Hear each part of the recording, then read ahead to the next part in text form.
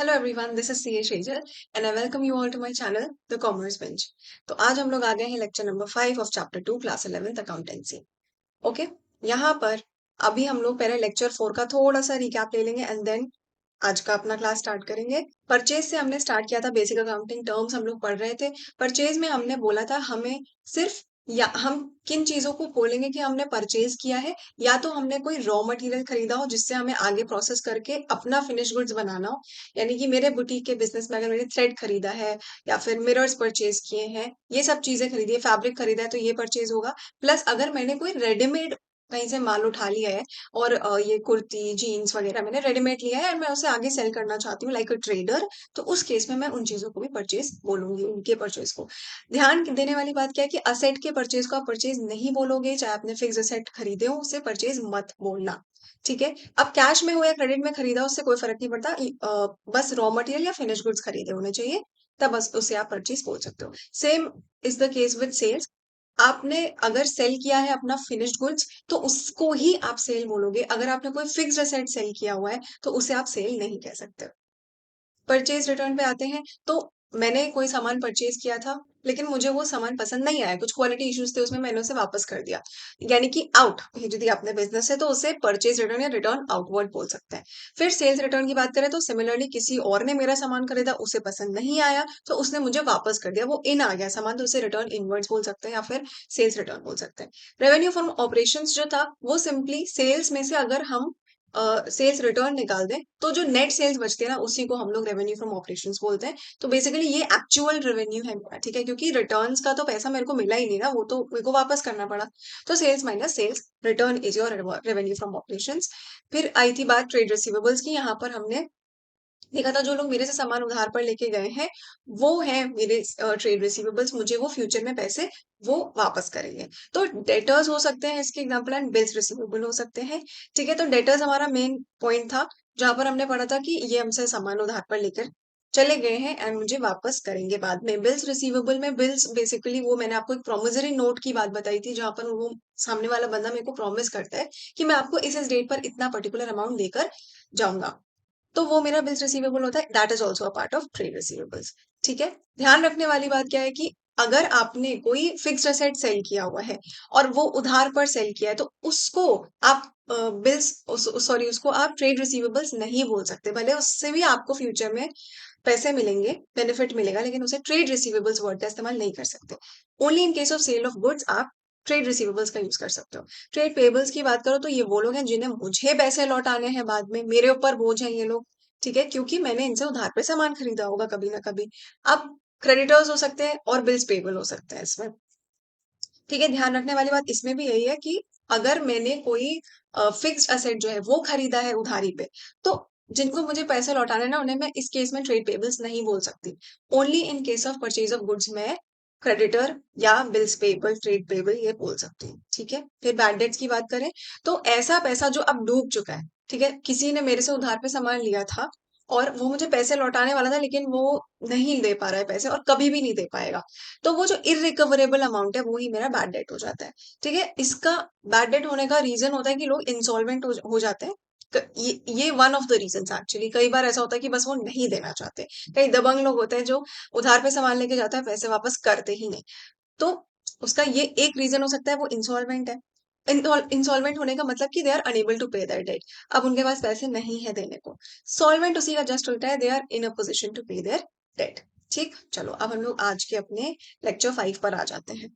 वैसे तो एक्चुअली मुझे लगा था कि हम लोग बस इस लेक्चर 5 में करके सब खत्म कर लेंगे, लेकिन अभी भी कुछ डेफिनेशंस रहेंगी, तो मैं नहीं चाहती कि वीडियो अननेसेसरीली लंबा हो जाए, तो I break it in two parts. ठीक है, आई वांट कि 20-25 मिनट्स ईच का दो वीडियो में बना दूं, वो बेटर रहेगा। क्योंकि जब आप लोग देखते हो ना कि सीधा 50 मिनट का 1 घंटे का कोई वीडियो, आप लोग क्लिक ही नहीं करते, पढ़ने आते ही नहीं, तो वो गलत बात हो जाएगी।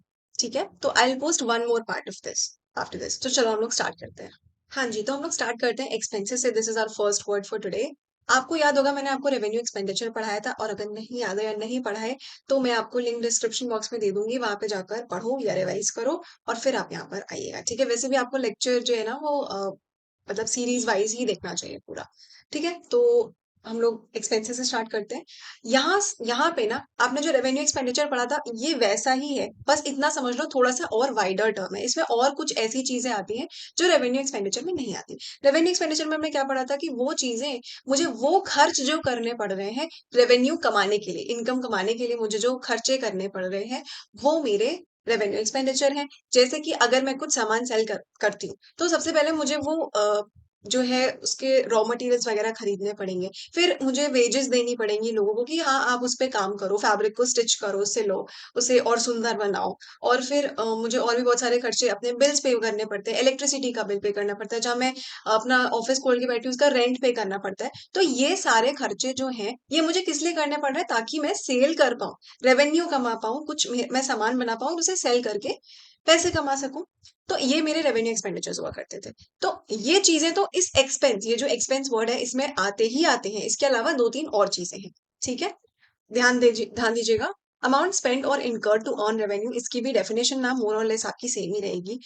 अब उसके अलावा क्या है कि ये वो चीजें हैं जिनका जो बेनिफिट है वो एक ही अकाउंटिंग पीरियड में आपको मिलके खत्म हो जाता है। ये भी हमने रेवेन्यू एक्सपेंडिचर में पढ़ा था कि उसमें हम लोग हर महीने पेमेंट्स करते जाते हैं, सैलरी, वेजेस या सामान खरीद के लाना और बिल्स पे करना, ये सारी चीजें हम लोग हर महीने करते जाते हैं और उसका बेनिफिट यूज करते जाते हैं। तो एक ही अकाउंटिंग पीरियड में उसका जो बेनिफिट है वो खत्म हो जाता है मिलके हमें। बस ये ध्यान रखो, ये थोड़ा सा वाइडर टर्म है देन रेवेन्यू एक्सपेंडिचर, इसमें कुछ ऐसी और चीजें भी आती है। इसमें एक्सपेंसेस इनकर टू अर्न रेवेन्यू ये तो आते ही आते हैं, इसके अलावा कुछ और शब्द जैसे डेप्रिसिएशन या फिर decline in the value of investments या राइटिंग ऑफ बैड डेट्स, ये चीजें भी आती हैं। ठीक है, तो ये वाली जो चीजें आपने लास्ट में तीनों पढ़ी ना, ये रेवेन्यू एक्सपेंडिचर नहीं होते हैं। ये पहला वाला तो होता है रेवेन्यू एक्सपेंडिचर। समझ आई बात? अच्छा, अब मैं इनका थोड़ा थोड़ा मतलब आपको बता दूंगी। ठीक है, डेप्रिसिएशन क्या होता है ये हमारे पास है आज टर्म्स में, आगे इसको हम देखेंगे। Decline in the value of investments मतलब कोई समझ लो मैंने शेयर वगैरह 100 रुपए में खरीदा था। ठीक है, और आज की डेट में अगर आप लोग थोड़ा बहुत स्टॉक मार्केट फॉलो करते हो तो आपको पता होगा कि जो शेयर बाजार है ना वो बहुत नीचे जा चुका है। ठीक है, तो अब मान लो कि वो जो 100 रुपए का मैंने खरीदा था शेयर, आज की डेट में उसकी वैल्यू 70 रुपए हो चुकी है। तो वो जो मैंने इन्वेस्ट किया था वो नीचे आ गया, उसका उसका जो वैल्यू है। ठीक है, या फिर मैंने कोई लैंड परचेज किया था, जब मैंने परचेज किया था तो मैंने उसको मान लो 1 करोड़ रुपए में परचेज किया था। लेकिन ओवर द इयर्स क्या हुआ ना, वो एरिया जो है फ्लड प्रोन हो गया, वहां पे फ्लड आने लगे, तो वहां पे कोई अब उस जगह को लेना ही नहीं जाता, तो उसकी जो वैल्यू है वो कम हो जाएगी ऑब्वियसली। है ना, मान लो अब वो जो है वो 50 लाख का हो चुका है। तो यहाँ पर क्या हो रहा है, मेरा जो मैंने इन्वेस्ट किया था उसकी वैल्यू डिक्लाइन हो चुकी है। तो ये जो है ना, ये कोई ऐसा खर्च तो है नहीं जो कि मैंने रेवेन्यू कमाने के लिए किया हो, ये तो बस हो गया, राइट, ये बस डिक्लाइन हो गया। तो ये मेरे एक्सपेंसेस में आता है। या बैड डेट्स, मैंने आपको बताया था पिछली बार की लॉसेस जो हो जाते हैं, यानी कि जो लोग पैसे मेरे से उधार पे ले गए वापस नहीं किए तो मेरा लॉस हो गया ना बिजनेस का। अब ये भी एक तरीके से एक्सपेंसेस में कवर हो जाएगा, रेवेन्यू एक्सपेंडिचर का पार्ट नहीं है। डेप्रिसिएशन हम कवर करेंगे आगे, तब मैं इस पर बात कर लेंगे आपसे। अब इसमें आगे देखो, दो चीजें हैं थोड़ी बहुत ध्यान रखने वाली, जो है prepaid expense and outstanding expense. इसका बस ओवरव्यू ले लो क्योंकि इसका जो डिटेल है ना वो तो आगे के चैप्टर्स में हम देखने ही वाले हैं। तो ऊपर ऊपर से समझ लो ये क्या होता है। प्रीपेड एक्सपेंस नाम से ही समझ में आ रहा होगा, अभी पेमेंट करना नहीं था इसका, लेकिन कर दिया मैंने अभी से, प्रीपेड, एडवांस में पेमेंट कर दिया जिसे हम कहते हैं। है ना, तो इसका एग्जाम्पल जैसे कि अगर आप देखना चाहो तो मैंने आपको क्या एक बार बताया था ना, एक किसी इन्हीं लेक्चर्स में मैंने आपको समझाया था कि एक अकाउंटिंग पीरियड या फिर एक फाइनेंशियल ईयर क्या होता है। किसी भी ईयर के 1 अप्रैल से ये स्टार्ट होता है, सपोज करो 1 अप्रैल 2024, एंड खत्म कब होता है, 31 मार्च 2025 को खत्म होता है। ये पूरा एक साल होता है, एंड इसमें हम क्या करते हैं, पूरे साल जो ट्रांजेक्शन होते रहते हैं उसके एंड में जाकर हम पता लगाते हैं इस डेट को आकर कि हमने आखिर प्रॉफिट कमाया या लॉस कमाया, मेरी फाइनेंशियल स्थिति क्या है आज की डेट में, ये सारी चीजें हम देखते हैं। तो अब इस ही एग्जाम्पल से ये समझो कि मान लो अप्रैल 2025 का रेंट था। ठीक है, यानी कि इसके जस्ट आगे वाली डेट का रेंट है, यानी कि ये नेक्स्ट फाइनेंशियल ईयर में आ जाती है डेट, राइट। 1 अप्रैल 25 जो है वो नेक्स्ट फाइनेंशियल ईयर का पार्ट हो जाती है, फाइनेंशियल ईयर 2025-26 का पार्ट।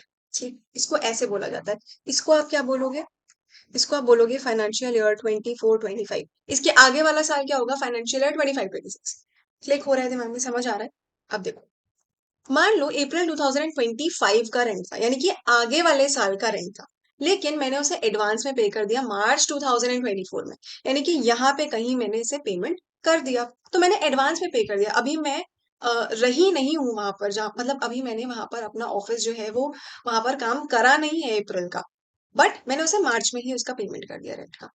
तो ये प्रीपेड एक्सपेंस हो गया, बस इतनी सी बात है। It relates to the next year, लेकिन मैंने पे कर दिया करंट फाइनेंशियल ईयर में, यानी कि इस ईयर में ही पेमेंट करके खत्म कर दिया। ठीक है, ये क्या होते हैं, ये आपके लिए ना एक असेट होता है, यहाँ पर आप लोग लिख सकते हो। ये आपके लिए एक असेट होते हैं। क्यों असेट होते हैं? क्योंकि इसका जो है आपको बेनिफिट फ्यूचर में मिलेगा। ठीक है, यहाँ के लिए आपने पैसा अभी से पे कर दिया, आपको इसका बेनिफिट फ्यूचर में मिलेगा, मतलब आपको वहां पे उस जगह पे रहने को अप्रैल में मिल जाएगा और पैसे नहीं देने पड़ेंगे उस पीरियड में। ठीक, चलो आउटस्टैंडिंग एक्सपेंसेस की बात करें तो ये जस्ट उनके उल्टे हैं। ये क्या है कि ये इनकर कर लिया है मैंने, लेकिन अभी तक पेमेंट नहीं किया है। इसकी डेट आ चुकी है पे करने की, बट किया नहीं पे अभी। जैसे salary for the month of February and March 2024, यानी कि इस महीने में कहीं की सैलरी थी, ठीक है, जो मुझे पे करनी थी। मैंने अपने एम्प्लॉय से काम ले लिया, लेकिन मैंने उसे पे किया नहीं। मैंने कब पे किया? मई 2025 में जाकर, यानी कि अगले फाइनेंशियल ईयर में कहीं यहाँ पर जाकर मैंने उसे पेमेंट किया। तो ये मेरा आउटस्टैंडिंग एक्सपेंस हो जाएगा, क्योंकि मुझे पे करना था इसको फेब मार्च में ही, लेकिन मैंने जाकर आगे अगले साल में पेमेंट किया इसका। तो ये मेरा आउटस्टैंडिंग एक्सपेंस कहलाएगा। क्लियर? ये मेरे लिए क्या होता है? ये मेरे लिए लाइबिलिटी होती है। लिख सकते हो आप यहाँ पे, ये आपके लिए लाइबिलिटी होगी। Why? Because you have to pay it in the future. आपको इसका पेमेंट करना पड़ेगा, पैसे चुकाने पड़ेंगे। क्लियर? चलो नेक्स्ट पे आ जाते हैं हम लोग, रेवेन्यू पे आते हैं आप। तो रेवेन्यू का सिंपल मतलब समझ लो, जो मिला, जितना भी पैसा आपके पास आ गया, रिसीव हो गया या रिसीव होने वाला है, चाहे उस सबको आप रेवेन्यू में मान। ठीक है, जो भी पैसा मिल चुका है या मिलने वाला है, अमाउंट रिसीव्ड और रिसीवेबल बाय द बिजनेस, किस किस एक्टिविटी से? From any of its operating activities, यानी कि जो काम उसका एक्चुअली है। तो मेरा बुटीक का बिजनेस है अगर, तो मैं अगर कपड़े बनाकर सेल कर रही हूँ, तो उससे मेरे पास जो पैसा है वो तो रेवेन्यू में काउंट होगा ही। इसके अलावा अदर बिजनेस रिसोर्सेज, यानी कि मेरे पास एक्सेस कैश पड़ा था, मैंने उसकी एफडी करा दी, तो उसके ऊपर मेरे को इंटरेस्ट मिलेगा, तो वो इंटरेस्ट भी मेरी रेवेन्यू में आएगा। यानी कि ना सिर्फ operating activities but non operating activities से, यानी मेरे बिजनेस से अलग हट के जो एक्टिविटीज हो रही हैं, उससे अगर मेरे पास कुछ पैसा आ रहा है ना, वो भी रेवेन्यू में काम होगा। बस इतनी सी बात बोली जा रही है। तो रेवेन्यू फ्रॉम सेल्स, या इंटरेस्ट ऑन एफडी, या फिर डिविडेंड, यानी मैंने कुछ शेयर में इन्वेस्ट कर रखा होगा मान लो, तो उसके लिए मुझे डिविडेंड मिल रहा होगा, वो भी मेरा रेवेन्यू का पार्ट हो जाएगा। या फिर रेंट, मैंने कुछ अपना ऑफिस का अनयूज लोकेशन अगर किराए पे दे रखा है, वो बंदा मेरे को किराया देगा, मेरे लिए रेवेन्यू हो जाएगा। उसके बाद आता है कमीशन।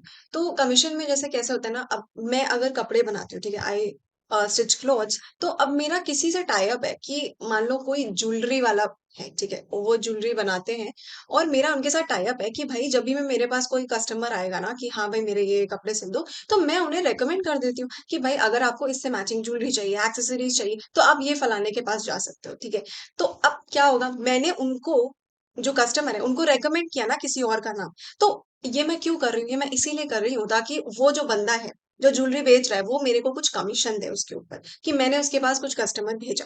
समझ आई बात? तो कमीशन इस बेसिस पे होती है। अब ये मेरा एक्चुअल काम नहीं है, ठीक है, कि ये दलाली करना, मतलब ये कमीशन बाजी, ये मेरा एक्चुअल काम नहीं है कि मैं बैठ के सबका मतलब सबका नाम रेकमेंड करूँ कस्टमर्स को। That is not my real work. My real work is boutique चलाना। तो वो, ये मेरा एक नॉन ऑपरेटिंग एक्टिविटी होगा। यहाँ से यहाँ तक आप जितनी चीजें देख रहे हो ना, सब नॉन ऑपरेटिंग एक्टिविटीज हैं। ये मेरा साइड का काम है। मेरा मेन रेवेन्यू कहाँ से आता है? इधर से।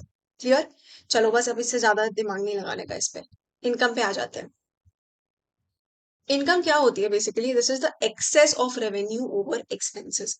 ठीक है, ये मैं आपको बताना चाहती हूँ, this is a little broader term than profit, although हमने अभी प्रॉफिट नहीं पढ़ा है, वो भी पढ़ेंगे अभी, नेक्स्ट टर्म प्रॉफिट ही है। तो देखते हैं, पहले इसको हम एग्जाम्पल से समझते हैं, ज्यादा इजी समझ में आएगा। मान लो कि मैंने सेल करा, 30,000 रुपीज का सामान मैंने सेल कर दिया। ठीक है, अब ये मान लो कि उसको बनाने में मेरी कॉस्ट यानी एक्सपेंस कितना आया था, उसको बनाने में 10,000 रुपीज का मेरा एक्सपेंस आया था।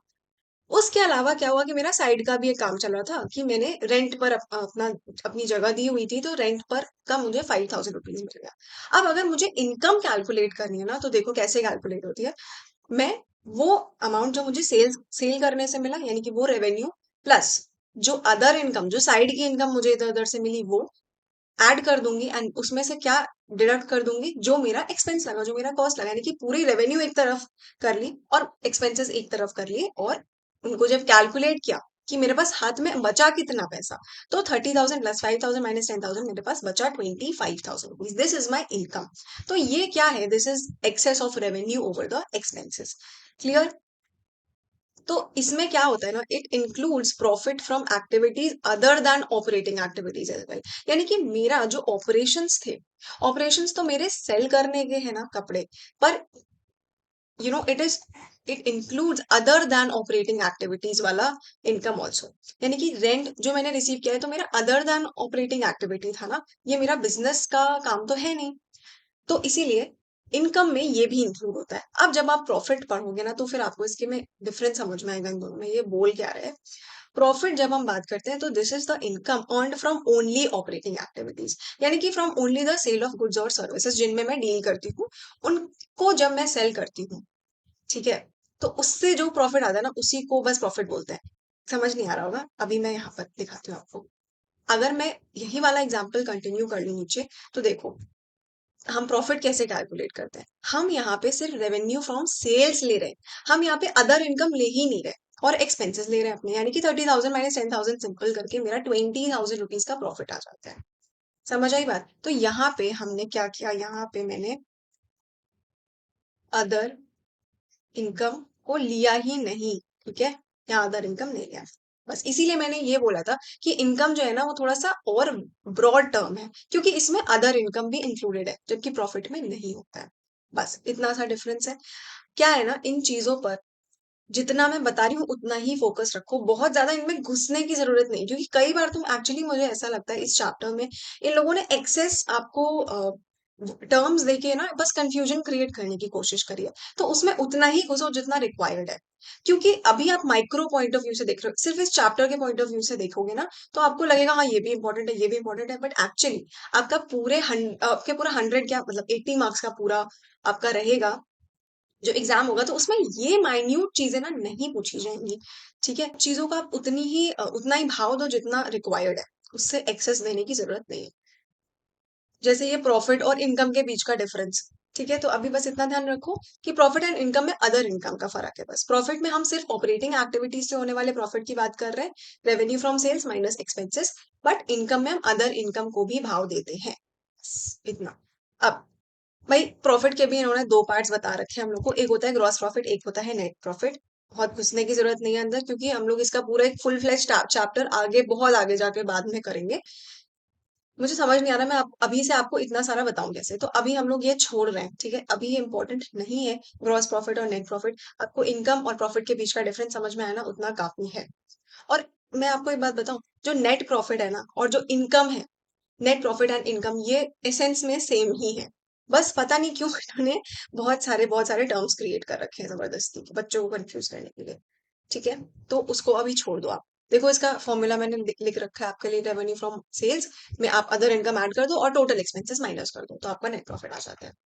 So net profit is total revenue minus total expenses. ठीक है।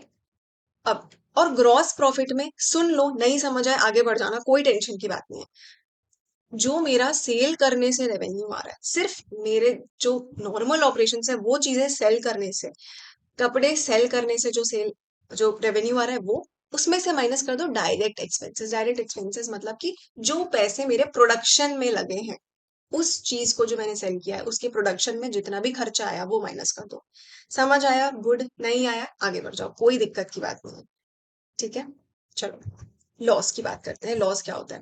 This is excess of total expenses over total revenue. अब भाई ऐसा हमेशा जरूरी नहीं है कि मेरे पास रेवेन्यू ही ज्यादा हो। कई बार क्या होता है, रेवेन्यू 100 रुपए की है और खर्चा जो है वो 120 रुपए का हो गया, तो उस केस में क्या होगा? लॉस हो जाएगा। 100 रुपीज माइनस 120, तो लॉस हो गया मेरा। आमदनी अठन्नी, खर्चा रुपया, ये वाली वही वाली बात है। ठीक है।